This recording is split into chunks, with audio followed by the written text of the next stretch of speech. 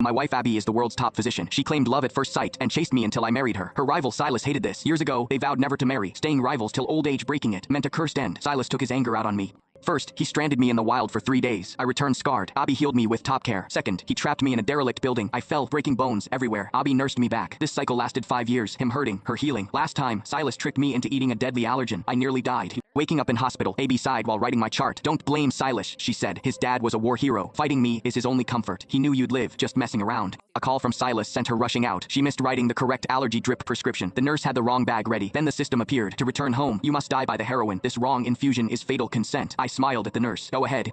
When Abby returned, the IV bag was already half empty. The warm yellow light of the room softened the cool, sharp lines of her face. Dressed in her white coat, she walked to my bedside, a gentle smile playing on her lips. I just finished up. Is that drip almost done already? She murmured. Let me see how my husband is doing. She reached out to feel my forehead, then gently checked under my eyelids, her every movement precise and tender. I just stared at her, a storm of emotion swirling inside me. After all these years, I could finally go home. My gaze must have been too intense, because the corners of her eyes lifted in a slight smile, and her voice grew even softer. What's wrong? Are you feeling unwell? Did the IV hurt? I shook my head. She smiled and ruffled my hair, pulling a pill organizer from her bag and placing it on the nightstand. Flynn, this allergic reaction was severe. You'll need to continue these nutrient drips for another 7 days. I've also put your allergy medication in here. Make sure you take it after every meal. I slowly pushed myself into a sitting position, my voice calm. That won't be necessary. I won't need them anymore. She froze, her head tilting as she studied me. Why so cold? Are you still angry with Silas? She let out a soft sigh and reached for my hand. Silas is just a bit extreme. That's all. He didn't really mean to hurt you. You're fine now, so just let it go. Okay, I pulled my hand away. What if I had actually died this time? She blinked, then a helpless smile touched her lips. With me here, how could I ever let that happen? Right, my wife was the greatest doctor alive. There was no injury. She couldn't heal. Lately, Silas's attacks had become more frequent.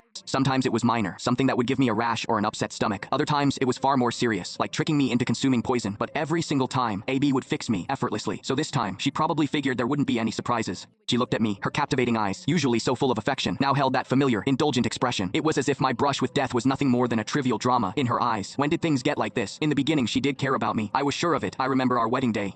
Before the ceremony even started, Silas, who had just flown back into the country, maliciously ran my wedding car off the road. The car slammed into a guardrail. I broke my ribs and was bedridden for over 2 weeks. Abby was furious. She stayed by my side at the hospital the entire time. Later, she went to confront Silas, telling him she was cutting ties with him for good. But just 3 days later, she gave in. Silas had slit his wrists. He was lying in a bathtub, his skin ghostly pale against the blood. Abby rushed him to the hospital, her heart torn between pain and guilt. When she came back, she rubbed her temples, her voice weary. Flynn, he's the son of a war hero. He's not a bad person at his core. He's just hurting and needs an outlet. He wasn't targeting you on purpose. He has no family left. I'm all he has. For my sake, can you just let it go?